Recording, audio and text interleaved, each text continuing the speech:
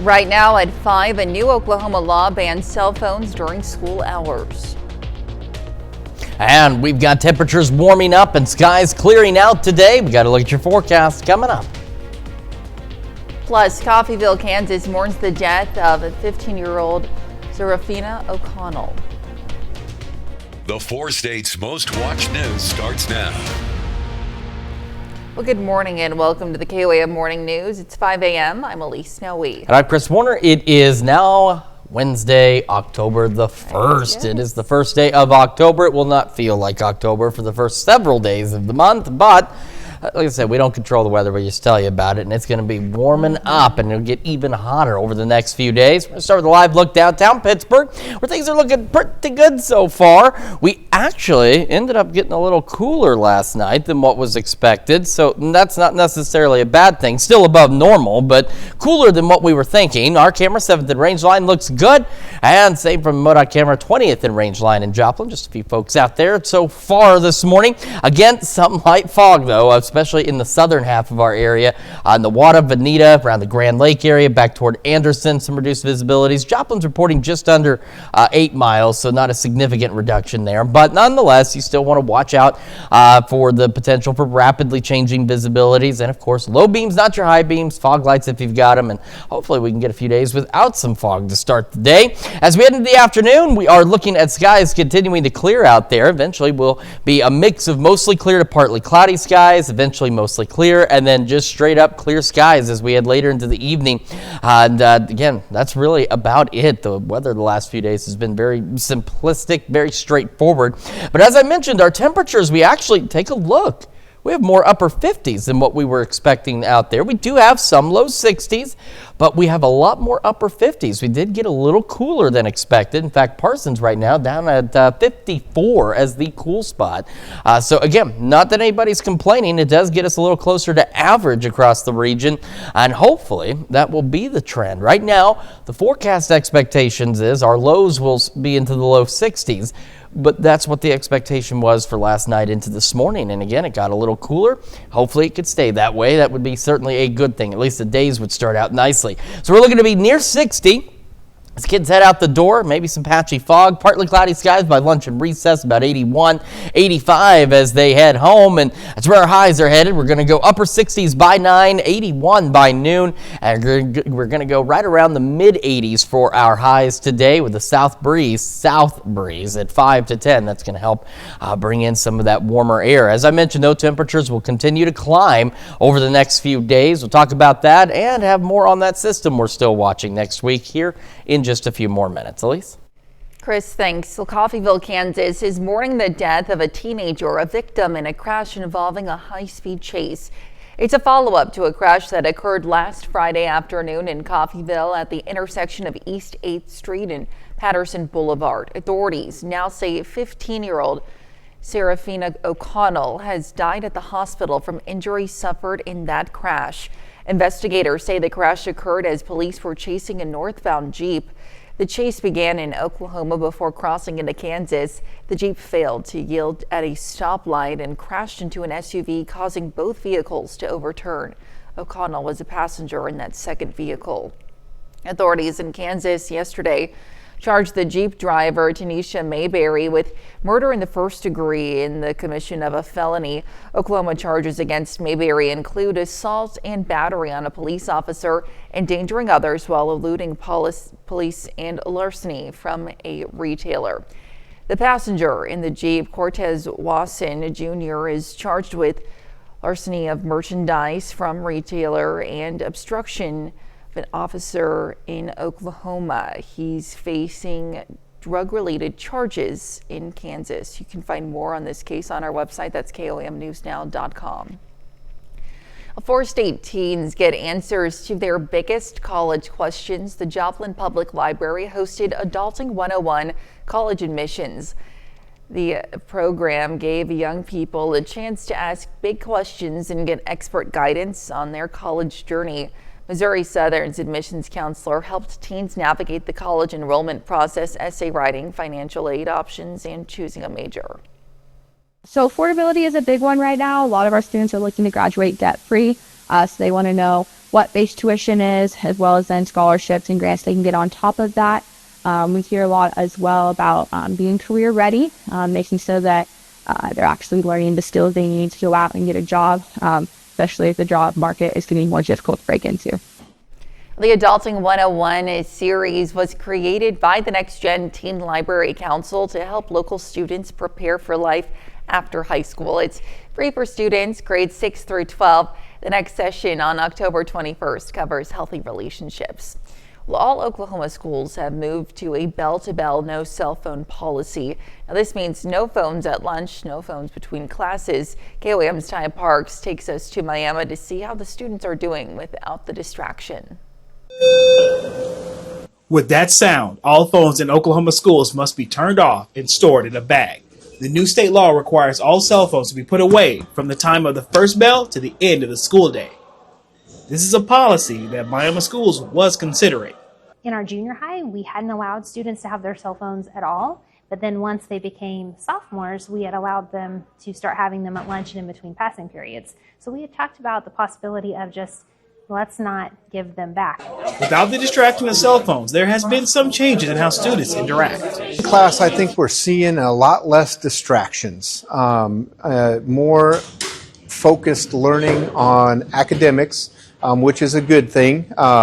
They still are one-to-one with Chromebooks, so they have the technology that they need. I know at one point that was kind of the argument for having cell phones, is that connection to technology. One notable change is there is less drama. From the discipline side, some of those pieces are people texting things to each other, and you can't see emotion with a text. And so we're having more face-to-face conversations, people engaging with each other a little bit better. They're starting to relearn body language and context clues all over again. I think this has allowed kids to be kids again. They're talking to one another, they're engaging in ways that they haven't in a long time. Actually, when you go into the lunchroom, they're actually having conversations, and that's what we want. We want kids to be able to communicate and to be able to make connections outside of technology. In Miami, Ty Parks, KOAM News. In the event of an emergency, the law does allow for the schools to give an announcement allowing students to use their phones to contact their parents. And that's a look at this morning's top stories and weather coming up on the KOAM Morning News. A government shutdown draws closer as Congress remains deadlocked over federal funding. I'm Erica Brown with more on the standoff and what's at stake. Plus, from trauma to healing, how social media connects moms who survived dangerous deliveries, and warm and sunny conditions in the 4 states. Chris has a look at your Wednesday forecast. You're watching the KOAM Morning News. Time now, 5:08. We'll be right back.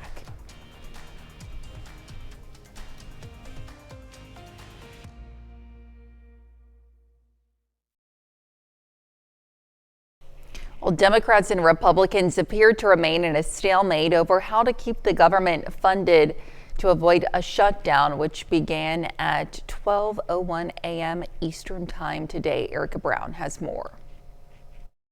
With a possible government shutdown just hours away, top Democrats and Republicans are placing blame on each other for the stalemate. If Republicans cause a shutdown, they'll probably keep lying and distracting because they know we're on the side of the American Democrats are on the side of the American people. We just heard the minority leader come to the floor of the Senate, once again refusing to admit it's the Democrats who are driving America into a shutdown.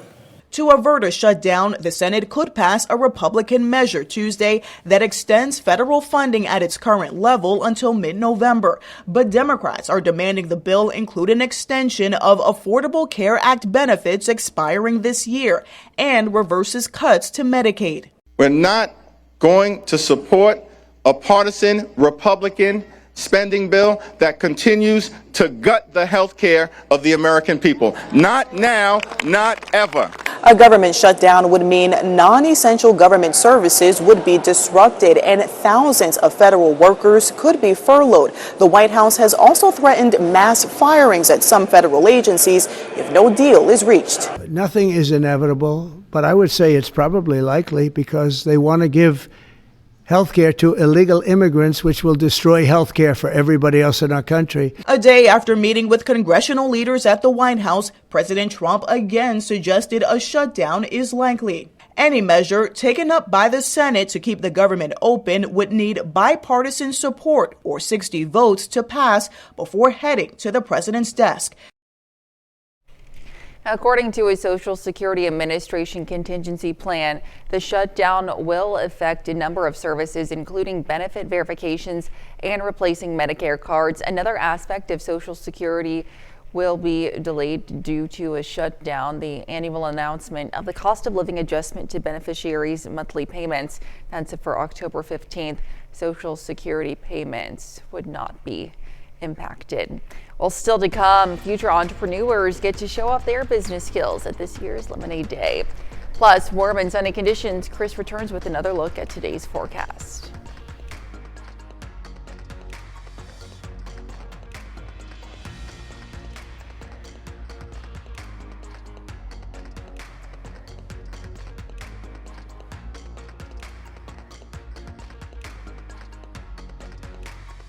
Young entrepreneurs in Girard sold lemonade yesterday at the Girard Farmers Market. It was the finale of a program put on by the K-State Research and Extension's Wildcat District. KOAM's Kenny Foreman shows us how the kids turned lemons and a small bank loan into a successful learning experience.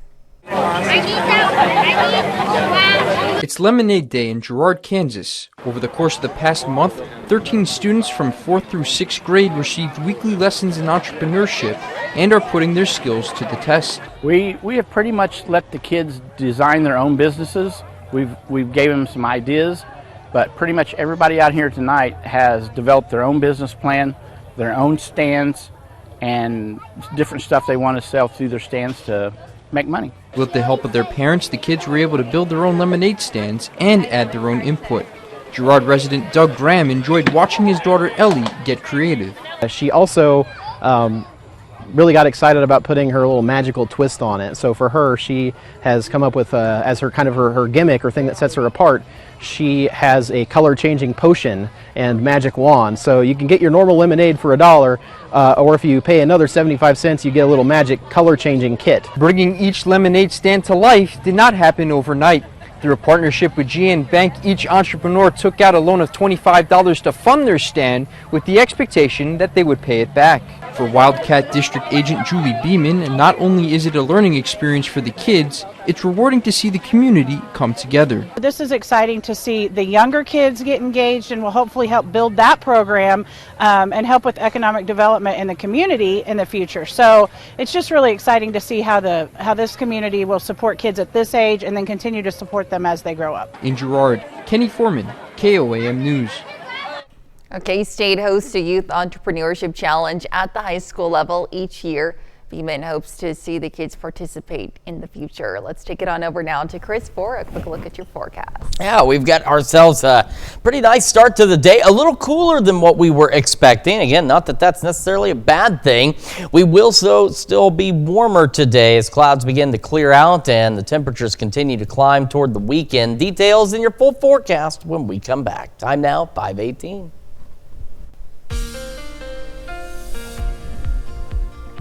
Welcome back to the KOAM Morning News. Coming up on 521 on this Wednesday morning, we're going to take a quick look outside from downtown Pittsburgh, where things are looking pretty good so far. Same from 7th and Rangeline in Joplin. We'll head over to the MoDOT camera real quick at 20th and Rangeline. Again, a little empty this morning, but of course it won't take too much longer before we start seeing more of those commuters out there to start their day. We also, again, have some patchy fog. Right now, that's primarily confined in the southern half of our area, especially around the Grand Lake region. So parts of Delaware, Ottawa, McDonald, and even southwestern Newton County. We have some reduced visibilities, Grove down to 3 miles. So low beams, not your high beams, fog lights if you've got them, and slow down. Give yourself time to get where you're going and watch out for that potential for rapidly changing visibilities out there as well. Because all the dips, all the valleys, there can be denser fog that settles into some of those areas. After that clears out, our skies will begin to clear out, and as we head through the afternoon, initially we're going to be partly cloudy through the morning, and as we head into the evening, we'll be mostly clear, and overnight, should clear out completely, and we'll start our Thursday with clear skies across the area. In terms of temperatures, I'm kind of curious how it'll play out because we had some cloud cover last night. We don't have any tonight, and last night our temperatures, well, last night into this morning, our temperatures are, in some cases, 10 degrees cooler than what we thought they were going to be.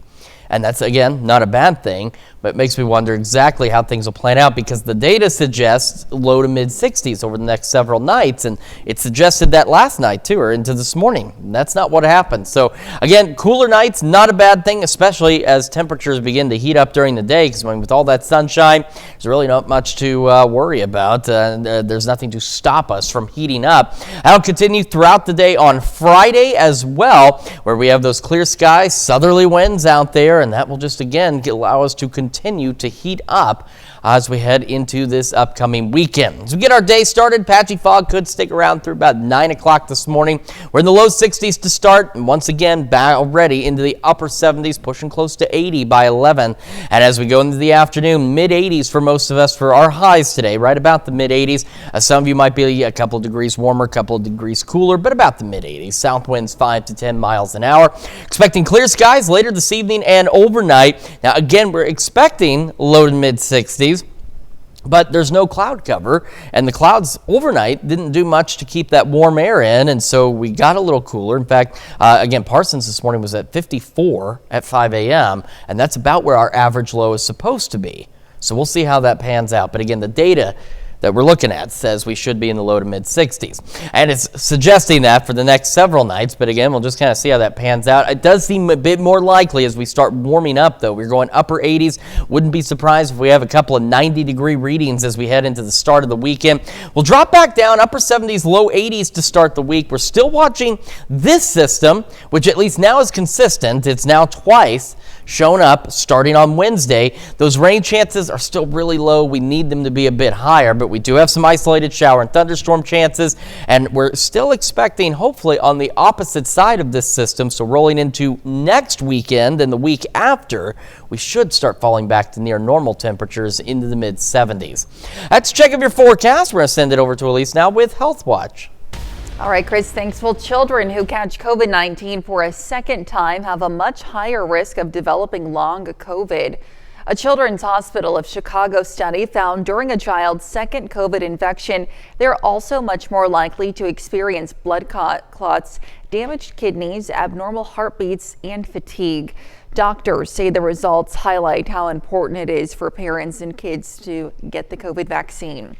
Income inequality can affect the mental health of children and maybe even alter the chemistry of their brains. A King's College London study of 9 and 10-year-olds found the experiences of living in an unequal society can amplify anxiety and lead children to compare their lives to others. Researchers say this disrupts the levels of cortisol in the brain, which can lead to poor mental health. And people who aren't getting enough sleep may find their brains age faster than others. UK researchers found people with poor sleep quality had brains that were 1 year older than their actual age. Poor sleep can mean not getting enough sleep, suffering from insomnia, snoring, or daytime sleepiness. Low sleep quality has also been linked to dementia. A growing number of women who experience difficult deliveries are joining a social media group. Doctors say birth trauma affects about 45% of new mothers, leading to conditions. Stephanie Stahl has more. A relief to share happy times for these two moms who had death-defying deliveries. I had a postpartum hemorrhage. I was in heart failure for 6 months. Danielle McKenna had her son Hudson 3.5 years ago. I was so grateful to be alive. I was so grateful for Hudson. I was also grieving a lot. My introduction to motherhood, it was so different than I thought it was going to be. Danielle, who lives in South Jersey, says she felt lonely and isolated until on Instagram she found Kaylee Summers, also known as the birth trauma mama. I did not believe that my baby was mine. She's created a community of women sharing their delivery dramas. Being able to connect with Kaylee was really important for me at that moment in time. We featured Kaylee in 2021 when she first went viral on TikTok after almost dying when her baby Callahan was born. She was saved with help from a tiny heart pump called Impella. I wouldn't be sitting here creating this community without Impella. Kaylee, whose son is 6 now, has hundreds of thousands of followers on social media. Why do you think it's become so popular?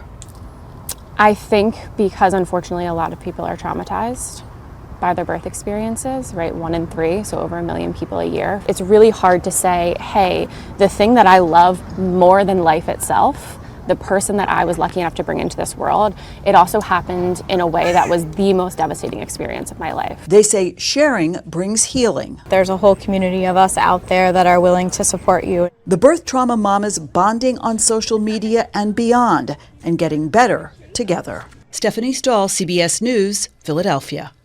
And that's a look at Health Watch. We'll be right back. Right now at 5:30, 6 Missouri counties, including Newton, sue the state tax commission, claiming it's exceeded its authority on property assessments. And we've got some patchy fog for a few of us out there. Otherwise, skies will start clearing and temperatures start warming. A look at your forecast coming up. Plus, auto repair shops report rising costs for quality parts due to tariffs. The 4 states' most watched news starts now. Good morning and welcome to the KOAM Morning News. It's 5:30. I'm Elise Snowy. And I'm Chris Warner. It is now Wednesday, first day of October. And as I've said it, there's no really other way to describe it. It doesn't feel like October. It's not. No. I mean, this morning it kind of does. Chilly a little bit. It is a bit chilly for some folks, but by this afternoon you will start to question what day of the week it is. You'll probably look at your phone or your calendar or whatever it is you carry around several times to make sure it still is October.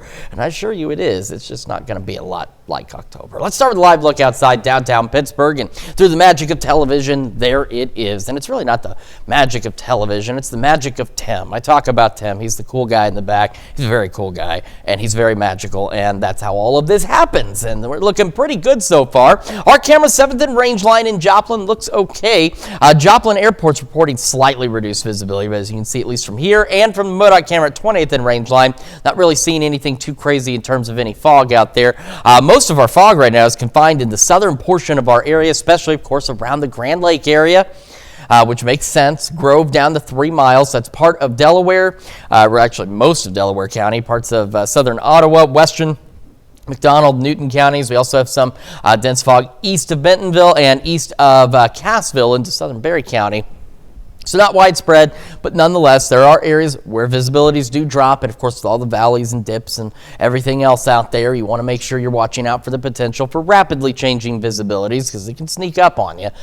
So low beams, not your high beams. Fog lights, if you've got them, slow down. Give yourself time to get where you're going this morning. Once the fog is gone, future track showing, we'll have some partly cloudy skies depending on where you are through the morning hours. And as we go further into the afternoon and evening, skies will become clear. And then by late evening, we are looking at just clear skies for the late evening and overnight hours. Temperatures. Now, this is the interesting part. The data suggested we'd be in the low to mid 60s to start today. Take a look at these numbers. Look, Parsons and Neodesha tied as the cooler spots at 54. So you're almost right on the money for normal. We do have some 60-degree readings, but we are not as mild as was expected. Most of us are in the upper 50s. So the data suggests low to mid 60s again tonight. We'll just have to kind of see how that pans out. But at least we're getting this morning a fall-like start to the day. It's the afternoon that doesn't look very fall-like. So near 60 as kids head out the door. Maybe it's again still some patchy fog out there. Partly cloudy by lunchtime. 81, 85 as they head home. We'll go upper 60s by 9, 81 by noon. And we'll head into the mid 80s for our highs today. Temperatures will continue to warm over the next few days. We'll talk about that and when our next chance of rain arrives here in just a few more minutes. Elise? All right, Chris, thanks. Well, Newton County joins 5 other counties in a legal battle against the Missouri State Tax Commission. This comes after the commission began withholding hundreds of thousands of dollars from counties refusing to comply with its request to raise property values by 10 to 15%. The commission says Newton County and dozens of other counties assess property below market value, violating state law. When a handful of counties refused to comply, the commission withheld assessment maintenance funds. The lawsuit claims the commission's actions are outside of their authority. The counties want the court to block the commission from enforcing the changes and withholding state funds. You can read the full lawsuit on our website. That's KOAMnewsnow.com. And auto repair shops across the region report rising costs for quality parts due to tariffs. Shop owners say they're seeing more counterfeit and low quality parts that could damage vehicles. As of May 3rd, vehicle parts face reciprocal duties under U.S. Customs and Border Protection rules. Parts from Germany and Japan now carry a 37.5% tariff rate, while South Korean parts face 27.5%. We'll have more on this later on. Most of the chips especially, and really it's going to take them time to ramp up if and when we ever do make that here in the States, but all of that is coming from overseas, and these cars will not tolerate poor or lower quality tolerances. So you've got to make sure that whatever you're getting is going to play nice with the car in order to make sure that it's actually fixed. Abbott warns customers about counterfeit parts appearing in legitimate packaging. He says the shortage and higher prices create opportunities for fake parts to enter the market. Congress.gov reports the U.S. imported 8.1 million vehicles worth $249.1 billion in 2024, with the most coming from Mexico, the European Union, Japan, South Korea, and Canada. And the federal government has shut down, and while essential services like the military will continue, thousands of federal workers could be furloughed. KOAM's Blake Gully shows us how the shutdown will now impact the 4 states. If Congress fails to reach a deal by midnight, many federally funded programs in the 4 states will continue for now. Essential employees like TSA agents and air traffic controllers will still be required to work. Programs like SNAP and WIC will remain funded temporarily, but uncertainty grows as the shutdown deadline approaches. Here at the George Washington Carver National Monument, a government shutdown could close the gates. Without a passed budget, most national park staff are furloughed, leaving parks like this one without people to keep it open. This shutdown will be really extremely difficult for me personally, as well as I think the U.S. citizens, because these are, for the most part, free for most people to come into. And, you know, we take away that access to information and about our history and culture. And I think that's extremely saddening to me because we must know our history. Missouri Congressman Eric Burleson places the blame on Democrats. In a statement, he said most Missourians will not experience a significant impact from a government shutdown. Social Security, Medicare, Medicaid, and essential public safety services will continue. House Republicans passed a clean continuing resolution to keep the government open, but Democrats are blocking it while demanding $1.5 trillion in new spending. Democrats, meanwhile, argue the funding is necessary to extend health care programs and protect essential services. Reporting in Joplin, Blake Gully, KOAM News. Social Security, Medicare, and Medicaid are still distributed during shutdowns, but there could be some slowdowns. And that's a look at our top news stories coming up this half hour on the KOAM Morning News. The budget travel secrets that cut vacation costs in half, and coffee prices jump more than $2.50 a pound compared to last year. We'll have the latest. Time now, 5:37. You're watching the KOAM Morning News. In Consumer Watch this morning, some trouble may be brewing for what many of us consider a necessity. The price of a pound of coffee has jumped more than $2.50 compared to last year, and President Donald Trump's tariffs are partly to blame. Now, back in April, most countries got hit with a 10% tariff, in addition to another hike recently. Brazil now has a 50% tax. Now, that's where coffee chain Gregory's sources many of its beans. The company says its next shipment from Brazil will carry that extra charge. And though the company's paper products are now made in the U.S., there's nothing it can do about the actual coffee. If prices go up a few pennies, 4 or 5 cents across the board, we're hoping that that doesn't necessarily turn off our everyday customers to say, like, all of a sudden this feels completely out of whack with what I was expecting to pay. We would only be doing these things if it's a real economic impact or squeeze that we're feeling. It's definitely not something we love to do or feel comfortable doing, but to protect the business and protect our team, it's just necessity right now, unfortunately. Now, another issue hitting coffee makers, bad weather in Brazil and Vietnam has hampered production. Starbucks said during a recent earnings call, customers shouldn't expect price increases until the first half of 2026. But the brand behind Folgers, Cafe Bustelo, and Dunkin' at Home Products said earlier this summer it will likely hike prices for the third time this year. And the Federal Trade Commission has filed an antitrust lawsuit against digital real estate firms Zillow and Redfin. Regulators accuse Zillow of paying millions to Redfin to discourage competition in the ad market for multifamily properties, saying it harms consumers and property managers. In a statement, Redfin says it strongly disagrees with the allegations, while Zillow argues that the partnership is pro-competitive. And meet DoorDash's new delivery bot. The company has unveiled its new fleet of delivery robots in Arizona. Now, they're capable of navigating bike lanes, roads, and sidewalks, reaching speeds up to 20 miles per hour while carrying up to 30 pounds of merchandise. The company says Dot can help merchants and consumers with quick delivery of smaller sized goods, which helps DoorDashers focus on higher value orders.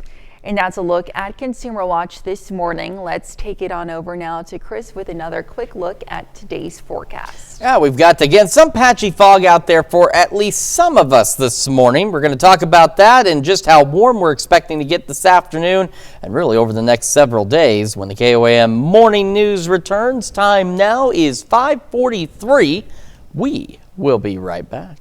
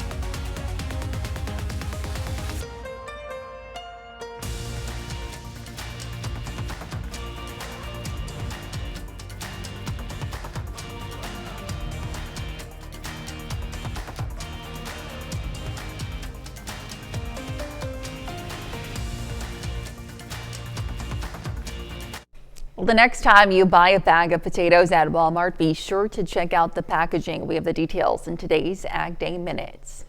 I'm Clinton Griffiths with today's Ag Day Minute. Harvest is starting to pick up pace across the country. The latest USDA crop progress report shows 18% of the corn crop has now met with the combine. That's just 1% behind the 5-year average. For soybeans, 19% have been harvested, again 1% behind the norm. Cotton harvest running at 16%, matching that 5-year average, and winter wheat planting coming right along at 34%. 2% behind average. A new report from USDA shows that rural obesity rates exceeded those in urban areas. The Economic Research Service creating this graphic following obesity rates from 2019 to March of last year. You can see that over time, the obesity rates increased in rural areas. It's reported more than 80% of the U.S. adult population lives in urban areas.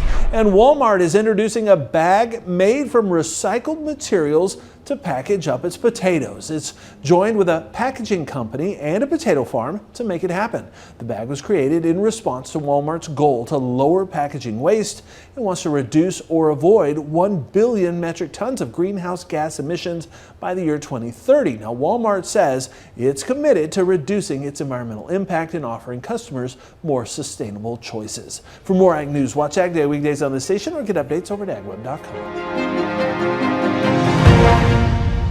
All right, let's take it over now to Chris for a full look at today's forecast. Yeah, we're starting with the fog tracker, which you got a glimpse of just a moment ago. You can see we've got slight improvements in Grove. You're down to 3 miles of visibility, back up to 4.1. Not a major increase, but a slight improvement. But we do have that patchy fog around the Grand Lake area, so Delaware, Ottawa, McDonald, parts of Newton County. And then we've got some denser fog just east of I-49 into eastern Benton County. It's stretching into far southern McDonald and Berry counties as well. So fog not really widespread this morning, and it's even more confined, I think, this morning than what it was yesterday, but we still have some reduced visibility, so slow down. Low beams, not your high beams. Fog lights if you've got them. And the other thing too is, again, especially as you head south, you get into those hills and those valleys, and the fog can thicken up in some of those valleys, and so you got to watch out for the potential, at least, for rapidly changing visibilities. Once this fog is gone, clouds will follow suit as well progressively through the day, eventually going mostly clear through the mid-afternoon into the early evening hours, and then as we head into the overnight hours, we are looking at clear skies out there. So I want to talk about that real quick.